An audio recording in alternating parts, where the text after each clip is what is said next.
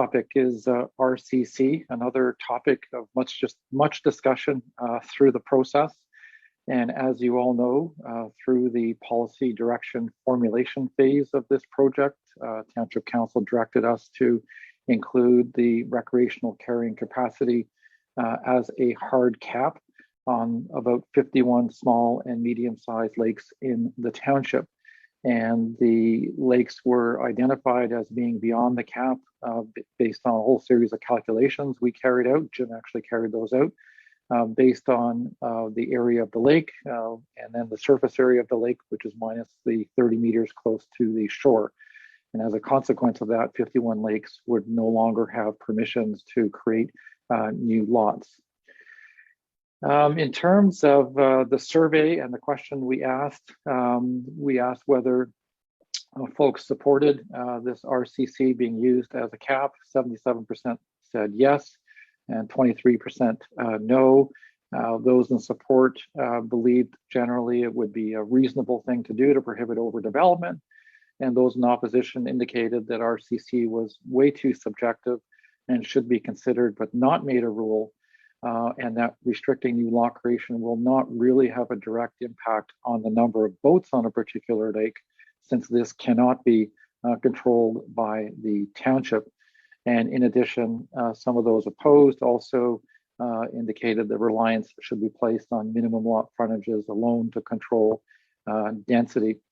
I did think about the minimum lot frontage angle going forward, and I would note that as a consequence of increasing minimum lot frontages in areas, there will be less potential to create new lots around lakes. So that is something to keep in mind as we go forward. But perhaps more importantly, lot frontage is a direct frontage of how much shoreline you have. And if you have a nice rectangular lake, you end up with X amount of shoreline, but if you have a lake with a lot of bays and inlets and so on, the shoreline would be different. And two lakes that have the same volume could theoretically support different numbers of lots if we only relied upon minimum lot frontage to control the number of the density on the lake.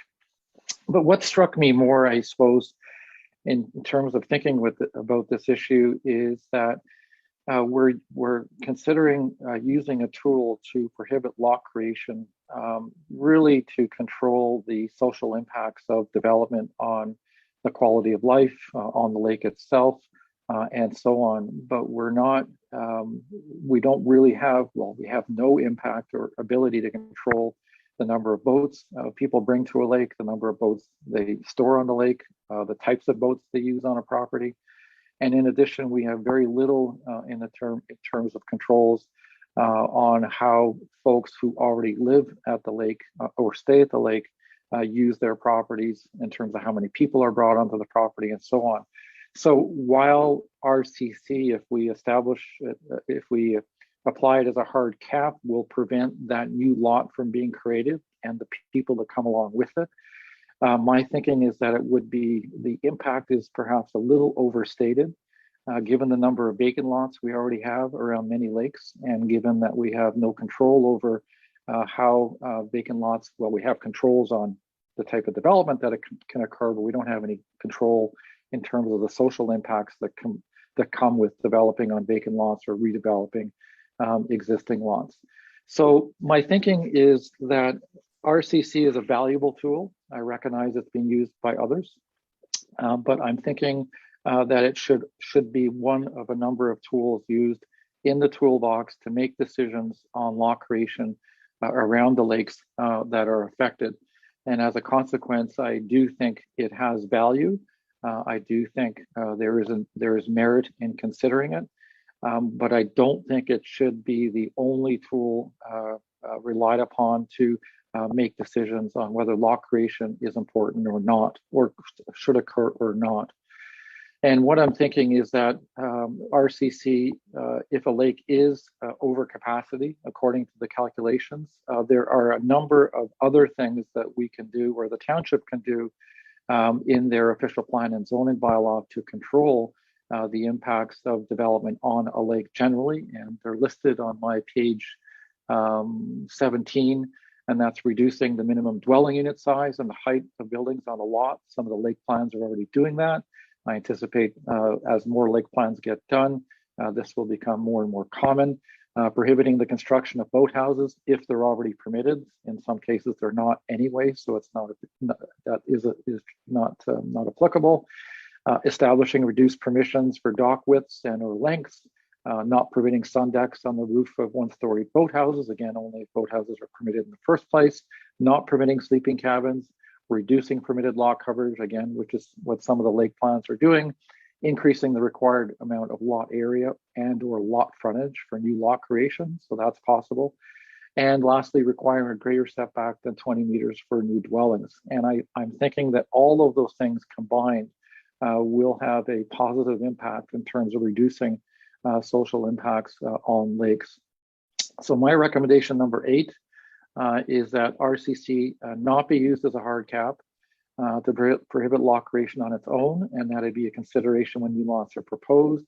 The official plan indicate that if a lake is over capacity according to the calculation, new lots could be considered provided adequate measures like the ones I've just gone through are taken to ensure the creation of the lot doesn't contribute to overcrowding of the lake surface area, and secondly, minimize the overall social impacts resulting from additional development on the new lot.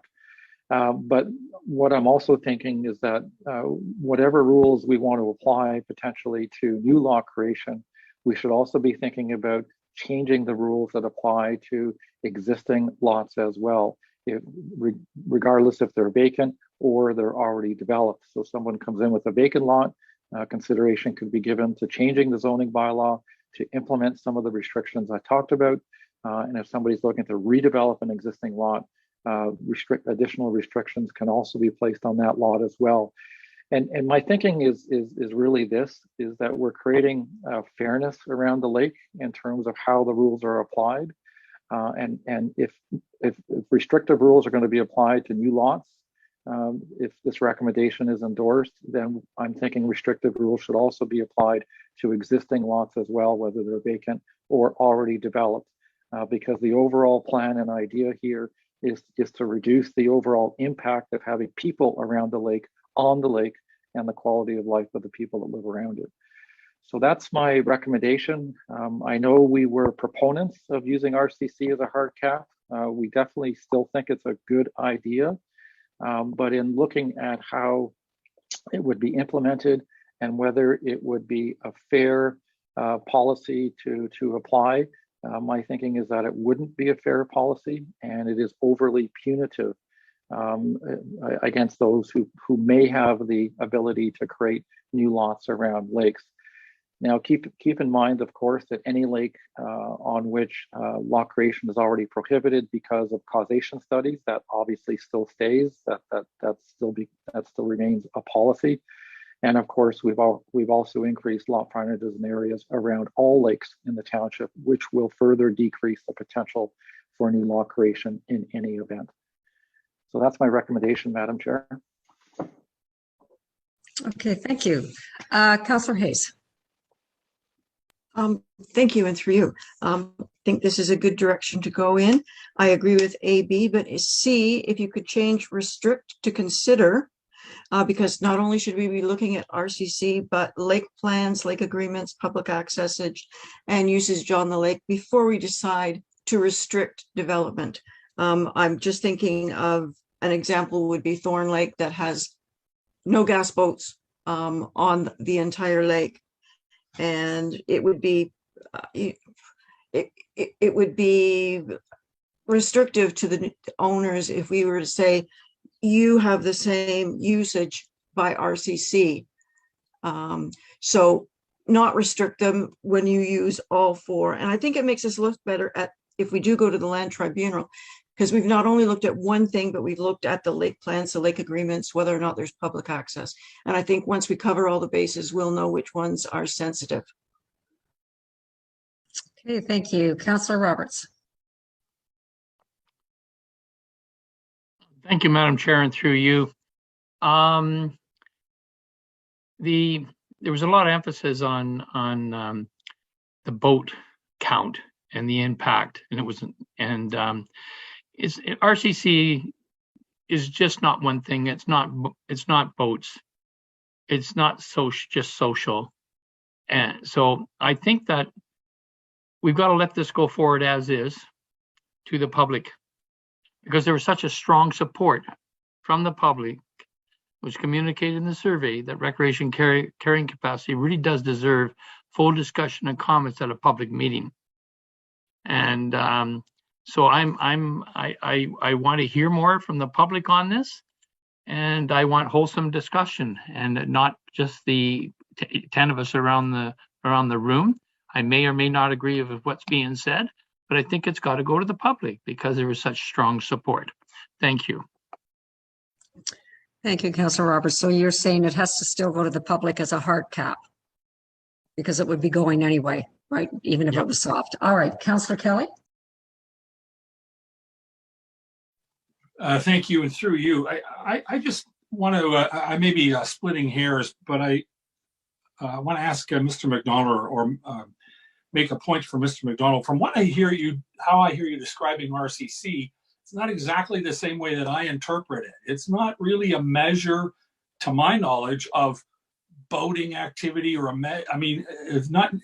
it's not a way to restrict boating activity or social engagement. It's almost like a proxy or a barometer for overdevelopment. If the water is too full of boats, then that tells you that the waterfront is probably at its capacity for development. The way I heard you describe it, and it may mean exactly the same thing, but the way I was interpreting your explanation, it's a tool to decide how we reduce the number of boats on the water. I don't think that's it at all. I think the idea is it's a tool whereby we determine when a lake has reached its fullness. It's hit its maximum capacity. And maybe they mean the same thing, and maybe the result is the same, but I really think that having a hard cap can work. I have some questions and issues about whether it works on large lakes or whether you can break it down and make it applicable to specific bays or specific parts of a big lake. But I think the goal is to use it as a barometer for the capacity to extend development around the waterfront, rather than a way to control the number of boats on the lake.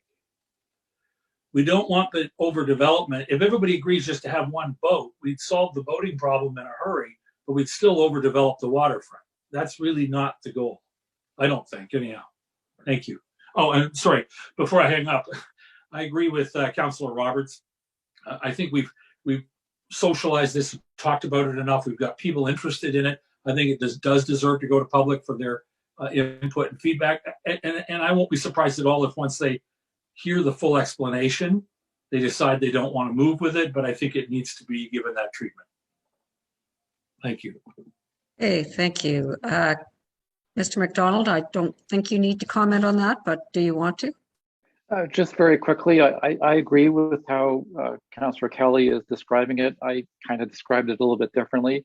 It certainly is a tool that allows for the consideration of how many people use the water, whether it's with a boat or not. So I get all of that. It is a theoretical tool, and I think we all understand that. And it applies to a lake regardless of context. So some lakes will have less usage because that's just the way the lake is, because of its history, the nature of the people that live there, and another lake may be quite different and used differently based on that context. And that's one of the challenges I have with applying it as a hard cap. But I really do see the value in RCC in decision making for sure. So just a quick response on that. Okay, thank you. Councillor Zavitz. Thank you. Yeah, and I guess to what Nick just said, more of a moderating influence from my perspective. I don't really believe I want to see it as a hard cap yet. I do like the idea that we've fashioned this into our language. It's becoming part of our discussion, and for everyone to see. I do like recommendation 8AB, and with the change as recommended by Councillor Hayes to C, I'm quite fine with it. I'm not in favor of a hard cap, though. Okay, thank you. Councillor Nishikawa. Thank you. I think my question is, I still don't understand recreational carrying capacity. We look at it from a development perspective, but there's a few lakes on our list here that I will say that since COVID got very, very busy from public boat launches. And in fact, in some cases, camping actually occurred on sort of remote locations. But I don't understand how we capture that amount of people, using Long Lake, for instance, that normally would never have in the past. But that's continuing on. And I don't understand how you balance all of that. Like, who's going to do that work, I guess, sort of thing. And I guess just to respond to that quickly, Chair Bridgman, you're correct. The calculations only take into account the cottages, dwellings around the lake. They don't take into account the activities that may be carried out on some of the larger properties like a campground or the public boat launches. I suppose it could. We haven't done it that way. But that gets to one of my points about how fair is the calculation if it doesn't take everything into account in the outcome is really what I'm getting at. I think it does really well in terms of looking at number of cottages and dwellings, but it doesn't take what you're referencing into account. And I'm not sure how easy that is to do, because figuring out how many people use a boat launch, that's speculative, and it really depends on weather, COVID, pandemics, and other things that sometimes we have no control over. Okay, Councillor Edwards.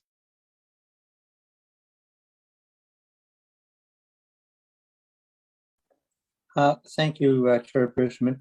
I agree that this should go out to the public and that.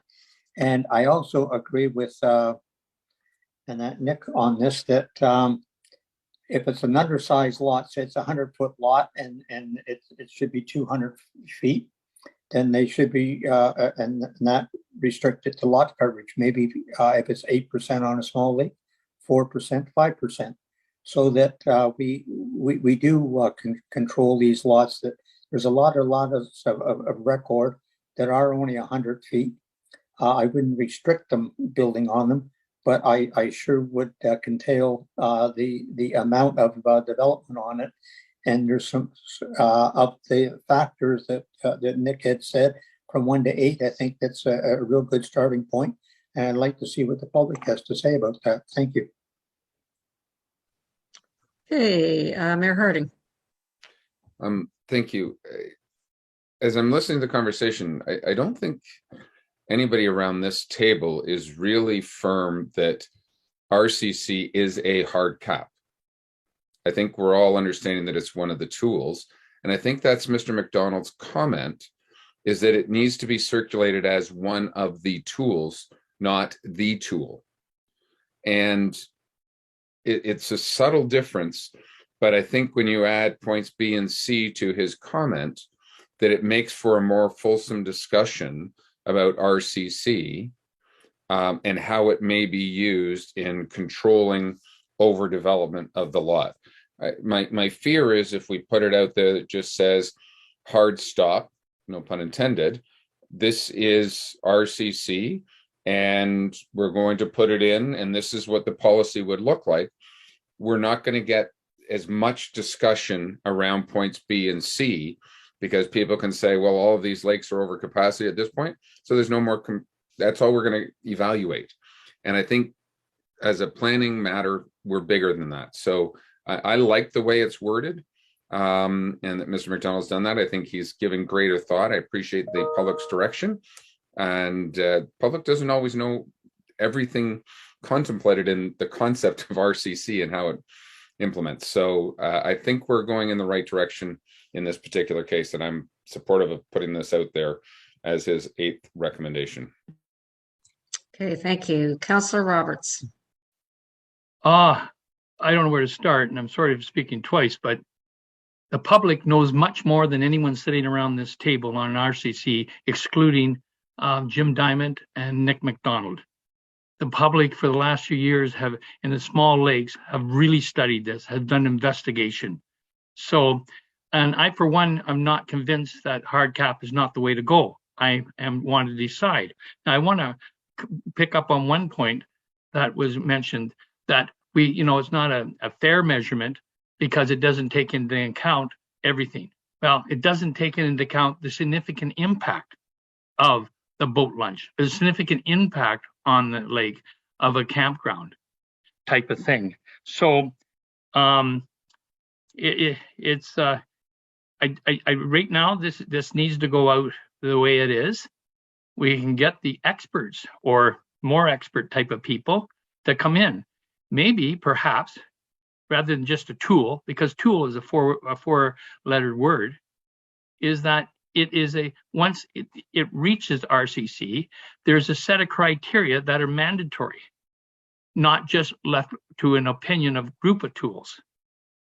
So that's what I would think, that we really got to think more about this. And yes, I say they really got to think hard on this, because RCC will limit, a lot of development. But we got to get the small lakes that are really pushing this to get there, really listen to them rather than just in a public forum, but it's to sit down and really understand what they're trying to fix. Thank you. So, Mr. McDonald, I have a question for you. Some of our lake plans actually have this as part of their lake plan. What predominates when you're looking at a new lot creation on one of those lakes? So that's a great question. I was thinking about that as you were all speaking, and I should have mentioned that, is that, of course, if a lake plan is done, in my view, the lake plan takes precedence, provided, of course, that you as a council are satisfied that that a proper process was followed and that divergent points of view were considered. With those provisos, in my view, the lake plan would take precedence. And if we went down the road I'm suggesting, if there are certain small lakes or groups of lakes that come forward and say this is what they're looking for based on the work that they've done, then that would be the way to solve it for that lake in question. So that door is always open for folks to walk through. Thank you. So you answered my question. I like that way better. It is a tool to be used, but if a lake plan is in place and that's what the lake wants, then they have the ability to hard cap it. So I think it gives us more flexibility. Okay, so I am going to ask here, I know Councillor Roberts, there are a couple of people who want this to stay as a hard cap when it goes out to the public. So I'm now going to ask directly, do we want to not take this recommendation and stay with it as a hard cap on these 51 lakes when it goes out to the public? Those in favor of keeping the hard cap, just give me your thumbs up. Okay, we've got 3. Those that would like to see the recommendation go out as crafted here through Mr. McDonald.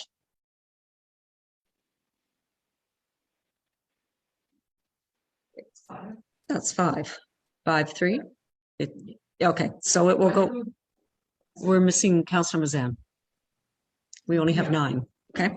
All right. So, Mr. McDonald, I believe that goes out as recommended. 3. Oh, 5-3. Wait a minute. Who are you? Yeah, wait a minute. Where's Frank? Frank, what are you voting? You asking me to speak, Chair? I think we missed your vote. Yes, because I was thinking about it. My preference would be that it goes out as a question. In other words, that there are 2 options. One is a hard cap and one is not a hard cap. So that was my preference. I didn't know how to vote because it kind of straddled both camps. So you direct, but as we all know, if you don't vote, it's a no. But that's where my thinking was. Okay. Anybody on Councillor Jagelowitz thinking? Just try to keep this all completely democratic? No. So I believe it still carries at 5-4. So Mr. McDonald, let's put it out that way, and I'm sure we'll have responses wanting a hard cap again.